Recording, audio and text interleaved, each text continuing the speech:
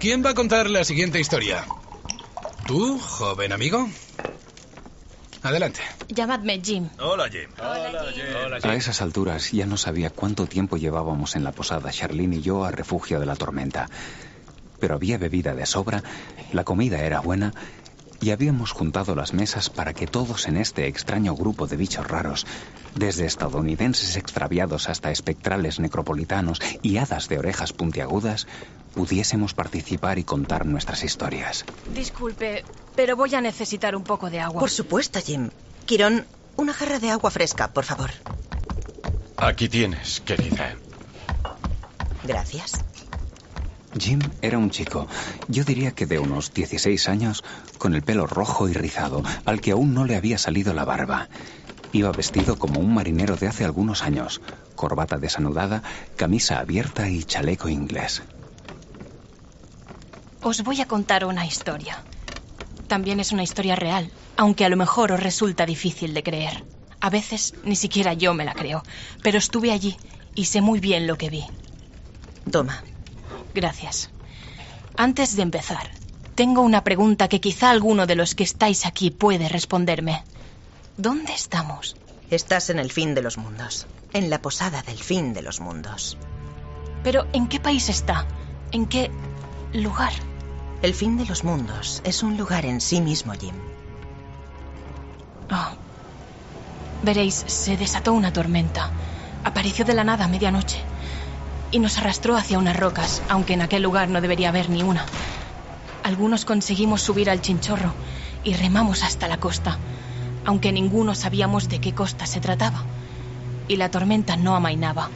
Cuando llegamos a la orilla, vimos las luces de la posada y entramos. Pero entonces, ¿estamos cerca de la costa? Brand, shh. Harry, al que tenemos aquí presente, decía que esto era el campo del violín. Sí, es el lugar al que van los buenos marineros cuando mueren en el mar. Pero eso no son más que tonterías, como las historias que se cuentan sobre el gran barco o sobre la madre Carey. Bobadas. Creeré en lo que yo quiera, muchacho.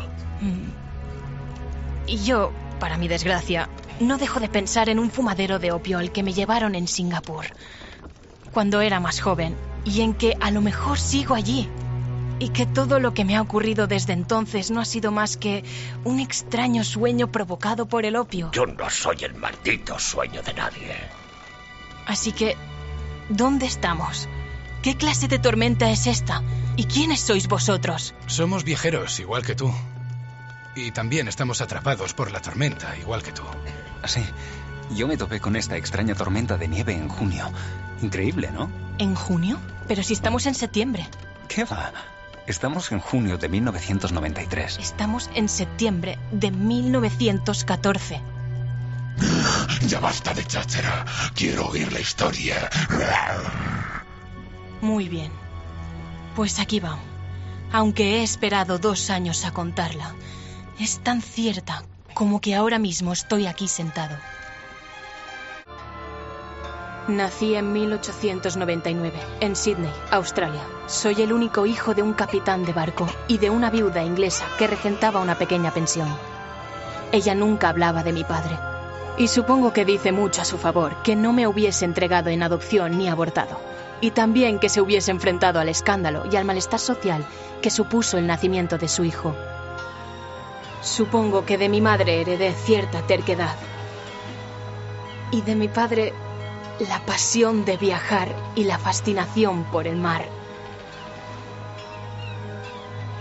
Así que el día que cumplí 13 años, me escapé por la ventana de mi cuarto y, vestido con unas ropas viejas que me habían prestado unos amigos, corrí hasta los muelles donde, haciéndome pasar por huérfano, me embarqué en el espíritu de Whitby, con rumbo a Singapur. 20 brazas, esquisto y arena. Mantenga el rumbo, timonel. No fumaba ni bebía, por lo que cuando llegamos a Singapur, había conseguido ahorrar algo de dinero. Muchos marineros terminan el viaje debiéndole dinero al capitán. El siguiente barco en el que me enrolé, el Píramo, resultó ser un barco bastante siniestro. Cuando digo con más brío, es con más brío. Que tenía por capitán a un hombre malvado. Con gran pesar, una noche decidí abandonar el barco en Bombay. Poco tiempo después hubo un motín, o eso me dijeron, y el barco se hundió con toda la tripulación. Me enrolé en el Bruja del Mar, un barco que transportaba té y algodón desde Bombay hasta Liverpool. La verdad es que era un bergantín precioso.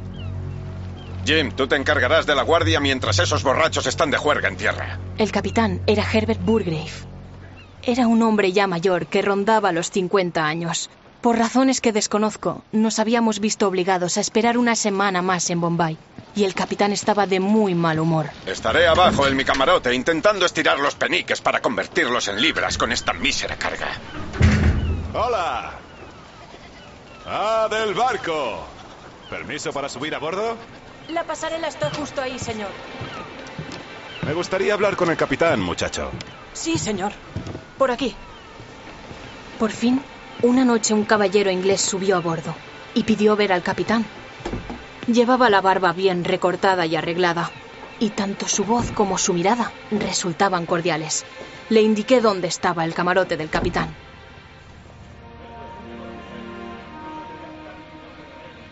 Los oí discutir mientras yo esperaba fuera. Pasado un rato, el capitán me llamó. ¿Quién? Sí, capitán. Este es el señor Gatling. Regresa a Inglaterra y será nuestro pasajero durante el viaje. Señor Gatling, este es Jim. Es un muchacho muy trabajador y será su camarero durante el viaje cuando no se le necesite en otra parte. Encantado de conocerte, Jim. Me cayó bien aquel hombre. Y, señor Gatling, no me hace ninguna gracia tener que llevar pasajeros. Son bocas que alimentar y no arriman el hombro. Este es el Bruja del Mar, no el Hotel Savoy. Creo que sabe a lo que me refiero. Por supuesto. Jim, acompaña al señor Gatling a su camarote. Zarparemos al amanecer. Por aquí, señor Gatling. Aquí está su camarote. ¿Y esa puerta que hay al final? Es la sala de oficiales. Si entra allí tendrá que vérselas con el contramaestre y sus amigos. Ah, ya veremos. Al capitán no le hacía ninguna gracia tener que llevar pasajeros. Pero el señor Gatling había pagado por subir a bordo y me dio la impresión de que el capitán no podría hacer nada al respecto.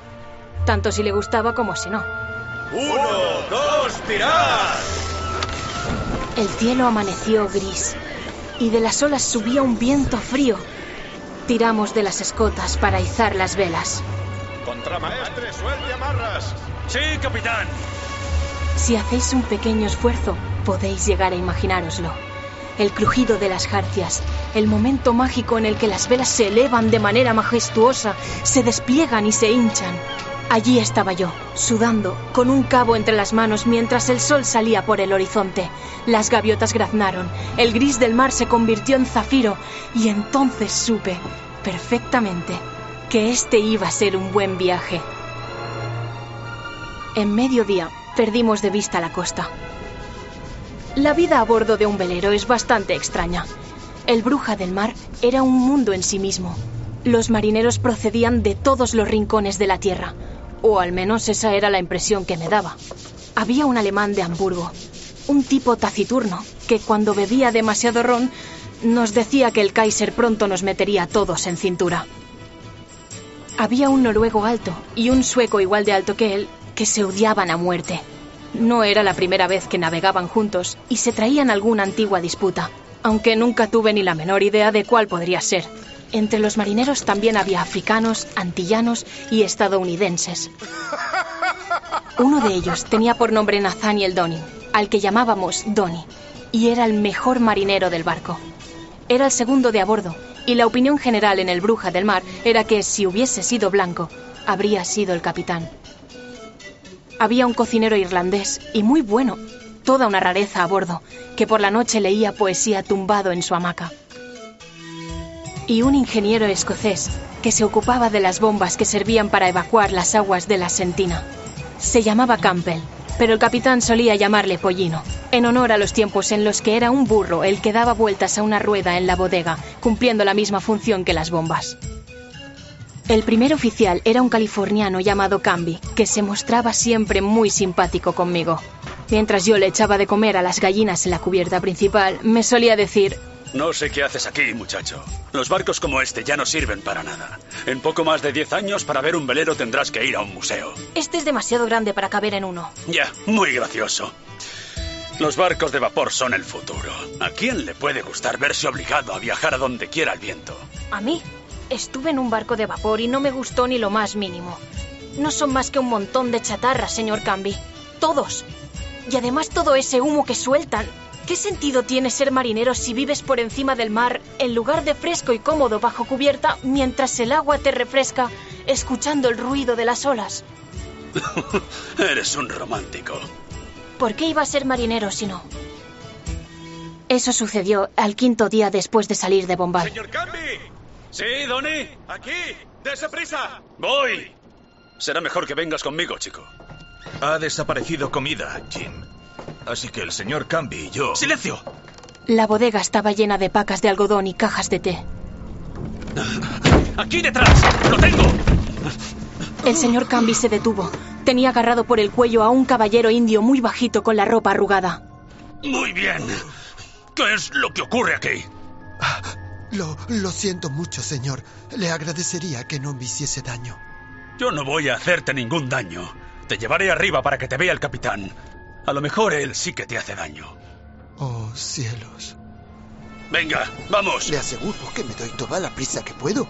Buenos días, señor Gadlin. Buenos días, Jim. ¿Tenemos un invitado? Le voy a llevar ante el capitán. Te acompaño. El caballero indio era un tipo bastante curioso. Era muy bajito y de aspecto delicado. Detrás de los quevedos se podían ver unos ojos color almendra, de lo más peculiares. ¿Un polizón? Mira, Gungadin, no me hace ni pizca de gracia encontrarme polizones a bordo. Estimado señor, aunque me veo obligado a disculparme profusamente por esconderme en su barco, no lo habría hecho de no haber estado en una situación absolutamente insostenible. Verá, necesito llegar a Liverpool. Bueno, pues en el Bruja del Mar no será, maldito seas. Se te encerrará y se te encadenará en el pañol. Y como no soy un hombre cruel, se te dará bizcocho y agua. Capitán. Después te dejaremos en Adén. Y tienes suerte de que no ordene que te tiren por la borda. Capitán Burgrave, ¿podría hablar con usted en privado? ¿Quién? Ah, es usted. Mantenga esa maldita bocaza cerrada, Gadlin. Me temo que tenemos que hablar sobre esto, capitán. Ahora. Muy bien. Salid todos de aquí. Donin, no le quites el ojo a esa rata. ¿No creen que hace un día estupendo, caballeros? El mar de un magnífico azul color zafiro, la cálida brisa, ¿no se alegran de estar vivos? ¡Cierra el pico! Pero hoy es un día lleno de milagros. Después de todo, me he pasado varios días en esa apestosa bodega de la que solo podía salir por la noche. ¿No te parece maravilloso, muchacho? No hables con él, Jim. Jim, qué nombre tan estupendo. Diminutivo de James, si no me equivoco. Vale, ya está todo solucionado. Pueden soltarle, caballeros. Capitán. ¡Que lo soltéis, sabandijas! Es nuestro nuevo pasajero. El señor Gadlin ha pagado su pasaje hasta Liverpool. Oh. Jim, muéstrale a este caballero dónde está el camarote del sobrecargo y comunícale al señor Stewart que dormirá con el resto de la tripulación. Y dile a su señoría la suerte que tiene. Es cierto. Tiene usted mucha suerte. En el último barco en el que estuve encontraron un polizón. El capitán le golpeó en la cabeza con una cabilla de hierro y después lo arrojó por la borda. Entonces, menos mal que elegí la Bruja del Mar para viajar. Las siguientes semanas fueron, bueno, supongo que perfectas. Los vientos alisios soplaban de manera constante. Íbamos más rápido de lo que habíamos previsto y hasta nos sobraba algo de tiempo para holgazanear un poco. El sol brillaba y las gallinas seguían poniendo. El cocinero me regaló un libro titulado Baladas de la Mar Salada y empecé a aprenderme de memoria las que más me gustaban. Contábamos historias por la noche, bajo la enorme luna tropical. Job y el caballero indio estaban apoyados en la barandilla de popa del barco. Sabe, hay muchas cosas sobre el mar que desconocemos. Llevo mucho tiempo en el negocio de la navegación. Tanto a bordo de un barco como fuera de él. Casi una eternidad. Y sigo sin saber casi nada de lo que hay ahí abajo. En tierra suceden muchas cosas misteriosas. Y hay más mar que tierra, ¿no? Ah, ¿se refiere a las sirenas? Esas mujeres frías con aspecto de pez y besos húmedos y pechos repletos de escamas. Mujeres que te atraen y te abrazan contra sus fríos senos y después te hacen exclamar: ¡ahora estoy muerto! ¡Oh Dios! ¡Oh cielos! Mientras te arrastran a las profundidades. No, me refiero a lo que hay ahí abajo. Ah, joven, tienes muy buen aspecto. ¿Cómo sabía que estaba aquí? ¿A que tiene muy buen aspecto, señor Gadling? Si usted lo dice. Pues hombre, claro que lo digo. Hola, muchacho. Señor Gadling. Estábamos reflexionando sobre el mar ahora mismo y también le estaba hablando al señor Gadling sobre la beleidad de las mujeres. Y yo le decía que eso no eran más que tonterías. A mí siempre me dijeron que las tonterías solo las dicen los tontos y yo no me considero ningún tonto. Pero yo no miento. Verán, había una vez un rey que tenía una esposa a la que amaba más que a su propia vida. Más que a su propia vida. Y no es una frase hecha. Presten atención. Un buen día llegó un santón a palacio. Estaba tan delgado como un espantapájaros, tenía la barba blanca como las perlas y la piel ennegrecida y áspera por el sol como si fuese madera quemada, y exigió ver al rey. Los guardias no le permitieron la entrada y entonces sacó un cuchillo que llevaba escondido en el taparrabos y de un fuerte tajo se cortó la mano izquierda por la muñeca. Este acto les dejó asombrados, y más aún cuando se dieron cuenta de que de la herida no brotaba sangre. El santón recogió su mano, que se arrastraba correteando por el suelo, intentando escabullirse como si fuera un escorpión, y con un gesto místico volvió a unírsela a la muñeca. Por arte de magia, volvió a estar completo. «Ahora», dijo, «llevadme ante vuestro rey». Y así lo hicieron. El santón fue llevado ante el rey, que estaba sentado en su trono, vestido con las más exquisitas sedas. Sacó una pieza de fruta que llevaba en el taparrabos y se la ofreció. «Luz de los dioses en la tierra», empezó. «Yo soy, como podéis ver, un santón. Y a través de unas pruebas inconcebibles, la alquimia y la oración, he obtenido esta fruta. Tiene la apariencia de un higo y una manzana.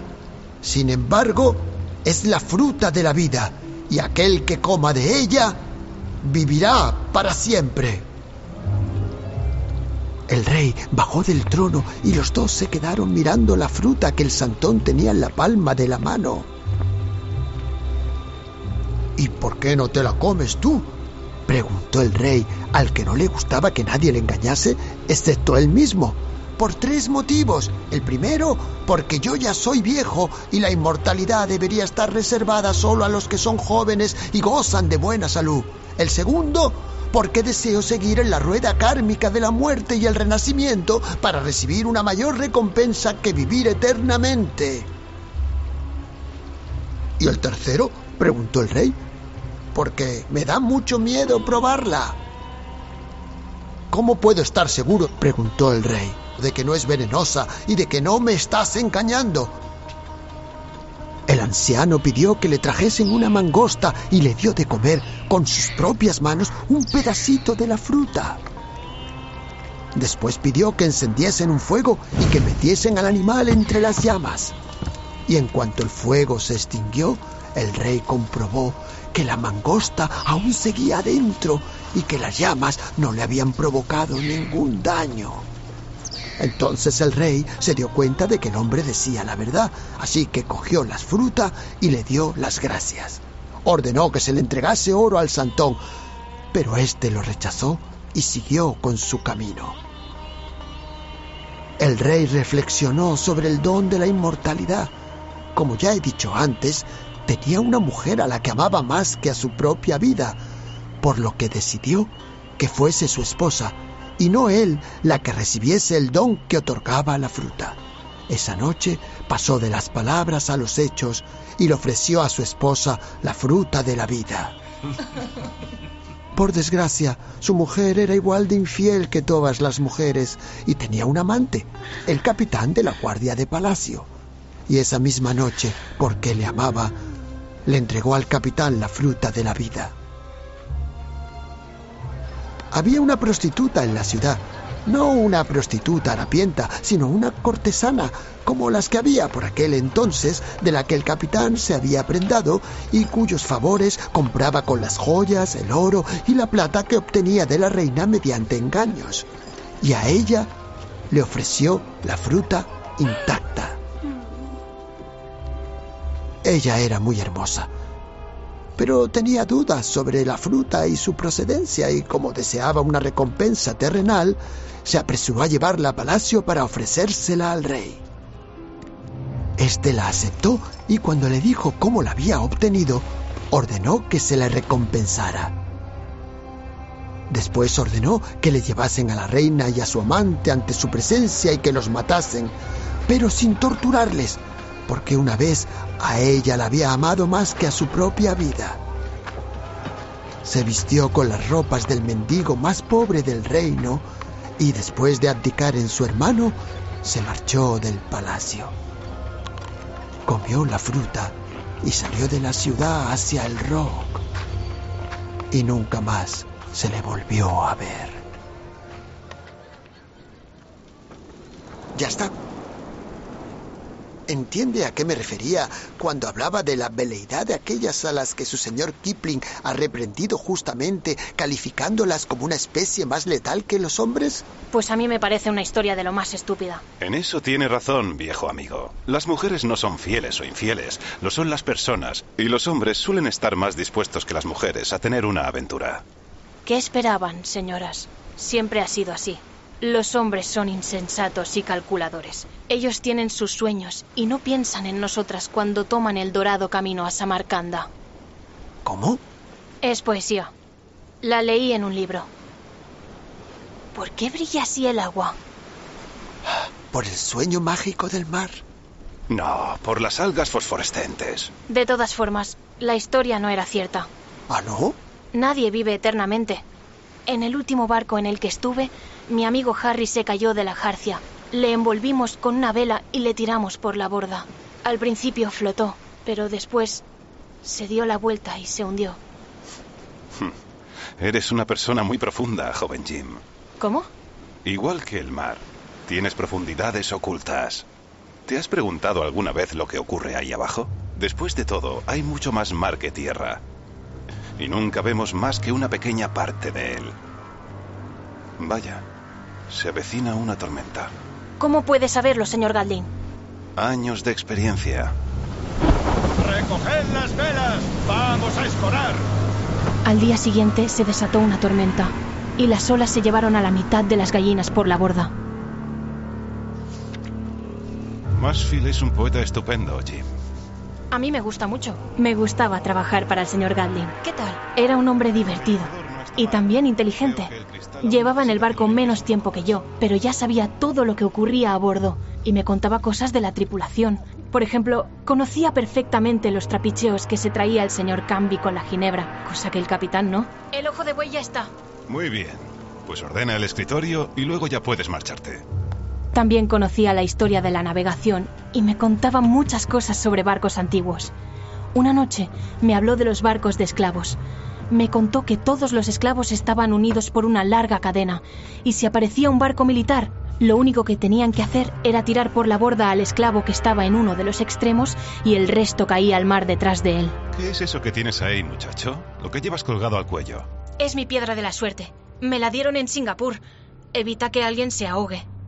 Un trozo de calcedonia no impedirá que te ahogues. Pero si quieres, yo te puedo decir qué puedes hacer para no ahogarte. ¿Ah, sí? ¿De verdad? Claro. No te ahogues. ¿Eh? Que no te ahogues. Yo lo he hecho ya media docena de veces. Cuando le pillas el truco es muy fácil. Lo único que tienes que hacer es no ahogarte. Muy gracioso, señor Gatling. No es broma, Jim. Aunque si te lo tomas demasiado en serio, tienes un grave problema. Creo que voy a subir a cubierta. Un poco de aire fresco siempre viene bien. Calcedonia. Vaya. Vamos, Jim. Termina lo que tienes que hacer.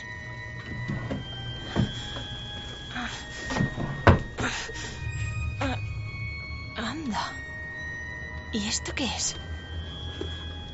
Entre el baúl del señor Gatling y la pared, encontré un antiguo ferrotipo en el que se podía ver a un hombre y a una mujer con aspecto serio.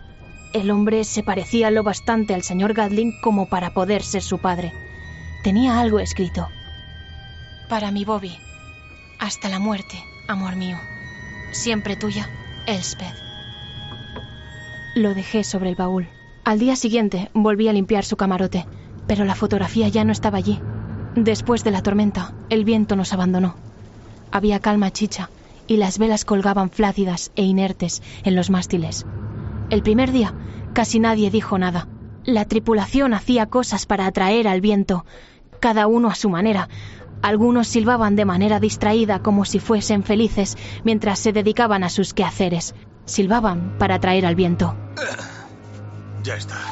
Con esto bastará. Nat Donning colgó del bauprés un trozo de coral rosa envuelto en piel de foca blanca. Pero no sirvió de nada.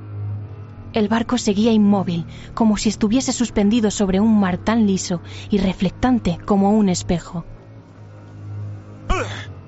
A la mañana siguiente, el capitán en persona se dirigió a popa y tiró sus zapatos más viejos al agua. Ya verás cómo sí funciona. Si quieres que haya viento, el capitán tiene que tirar sus zapatos viejos por la borda. Ah, un sacrificio propiciatorio. Extraordinariamente astuto. Al principio pensé que había funcionado, porque el mar empezó a oscurecerse enseguida por el este. Pero entonces nos dimos cuenta de que eran... ¡Peces! ¡Fijaos! ¡Son peces! Tenía razón. El mar parecía estar infestado de peces. De todas las especies, formas y tamaños. Los delfines saltaban y salpicaban, y nos bañábamos en una lluvia de pececillos. El agua se agitaba y brillaba plateada. Un mar repleto de peces que nadaban hacia el oeste. ¡Sacad esa red por la borda y coged algunas provisiones! Tony, sube algo de sal y vacía los barriles. ¡A sus órdenes, capitán! Por orden del capitán, echamos la red y capturamos más peces de los que jamás podríamos comer en toda nuestra vida. Desde enormes bacalaos hasta diminutos y brillantes cíclidos cuyos nombres precisos desconocía. Incluso había un banco de peces voladores que creía que no se veían en aquellas tierras, y algunos de ellos aterrizaron en la cubierta del Bruja del Mar. ¡Se están subiendo ellos solos a bordo, muchachos! El señor Gatling cogió uno que no dejaba de dar coletazos y agitarse sobre la cubierta, y lo devolvió al agua. ¿Alguna vez habíais visto algo así? Y después los peces se fueron nadando hacia el oeste. Las aguas, una vez vacías, cambiaron de plateadas a azules, y de azules a negras. Arriba, en el aparejo, el vigía dio un aviso. Había visto algo, muy lejos, algo que parecía una isla, algo negro, en el agua. ¡Tierra a la vista! ¿Estás loco? ¿Cómo vas a haber avistado tierra aquí? ¡Pero, capitán! ¡Yo también la veo! ¿Y dónde está? ¡Ahí! ¡Qué extraño! ¡Ha desaparecido! Y entonces la cubierta se tambaleó. El barco empezó a dar bandazos y a sacudirse, y el mundo entero se volvió loco. De repente, las olas se convirtieron en montañas. El barco escoró y todos buscaron algo a lo que agarrarse. Una ola gigantesca de color verde oscuro se levantó por encima de los mástiles, pero no rompió contra nosotros, porque no era una ola. La serpiente de mar era gigantesca, mucho más de lo que os podéis llegar a imaginar. Cada uno de sus anillos era tan grande como un acorazado y no dejaba de enroscarse a nuestro alrededor. Tenía la cabeza alargada con un hocico parecido al de un dragón y una larga aleta espinosa a modo de cresta que le recorría la columna. El cuerpo de la serpiente de mar estaba lleno de crustáceos y algas marinas incrustadas entre las escamas. Muy a lo lejos se podía llegar a distinguir otro de los círculos que formaba el cuerpo de la bestia. Era imposible que algo tan grande existiese en tierra firme. A su lado, el Bruja del Mar parecía un barco de juguete flotando en un estanque. Y de repente, del mismo modo que había llegado, desapareció.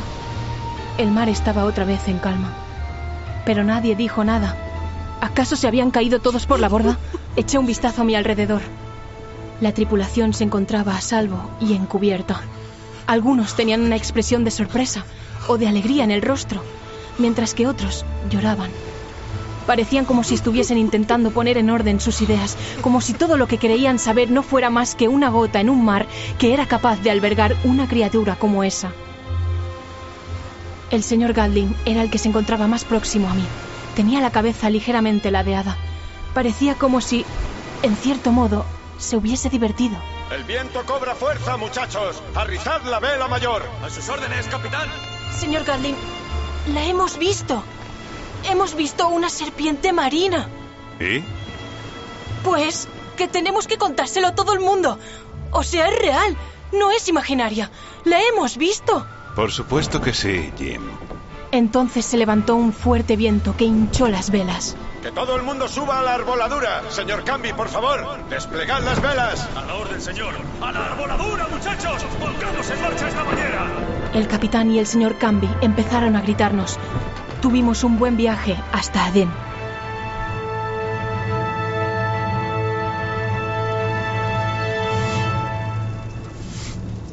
Señor Gadlin, usted también vio la serpiente marina, ¿verdad?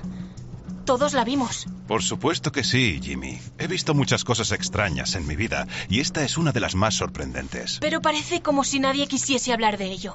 Cuando pregunto a los otros marineros, enseguida cambian de tema. ¿Y eso te sorprende? Sí, supongo que sí. O sea, deberíamos contárselo al mundo.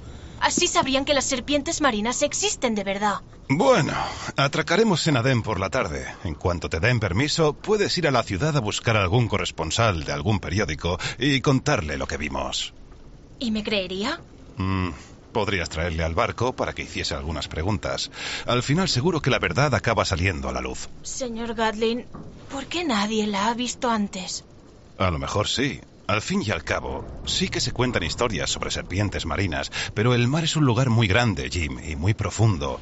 Por ejemplo, hasta donde yo sé, nadie ha visto jamás un calamar gigante, pero suponemos que tienen que existir, porque se han visto enormes marcas de ventosas en los costados de las ballenas. Es un lugar muy grande, hay muchos secretos ahí abajo.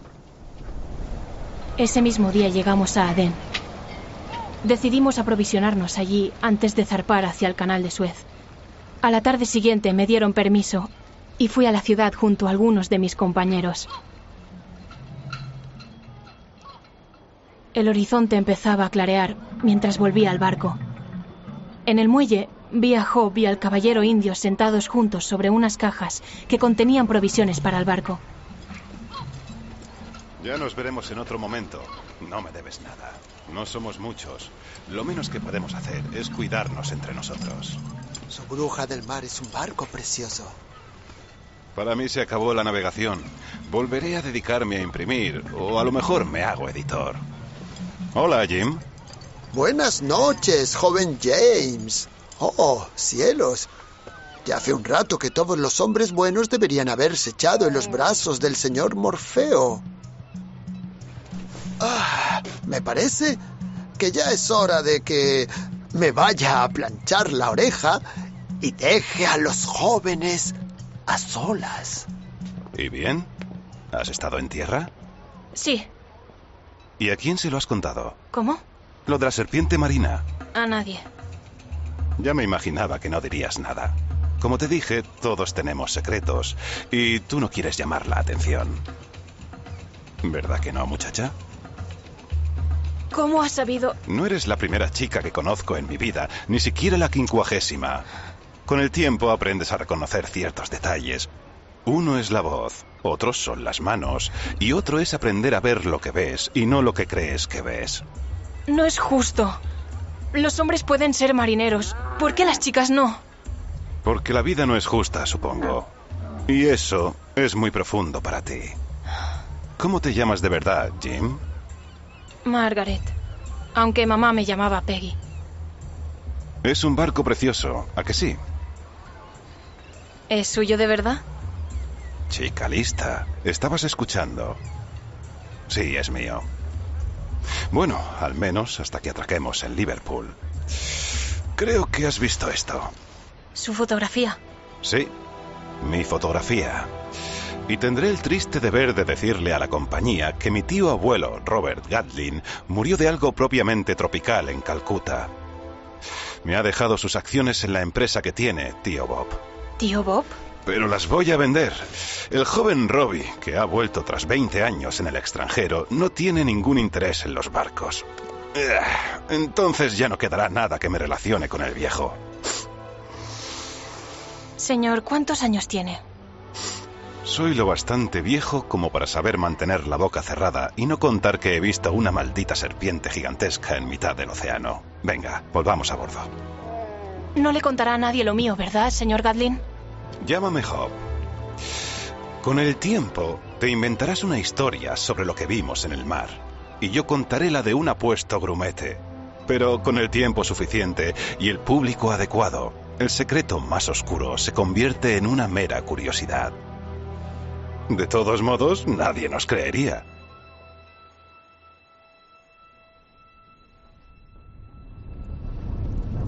La última vez que vi al señor Gadlin fue en los muelles de Liverpool. Se marchó con el caballero indio y no volví a ver a ninguno de los dos.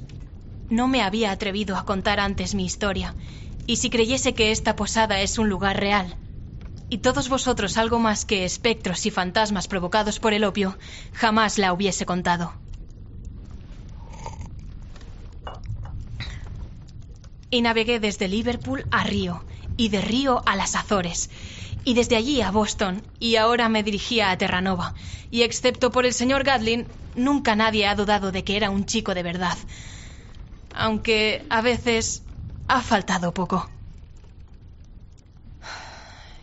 Pero me preocupa que me esté haciendo mayor para este juego, porque llevo el mar en la sangre como una fiebre, y no sé cómo librarme de ella. Pero sé que mi tiempo en el mar, como el de los veleros, llega a su fin. Así que me da igual si os creéis algo de lo que he dicho o no. Y cuando algún día, pronto, abandone el mar, igual que un marinero deja a su amante en tierra, usaré otro nombre y viviré una nueva vida. Pero, de momento, podéis llamarme Jim.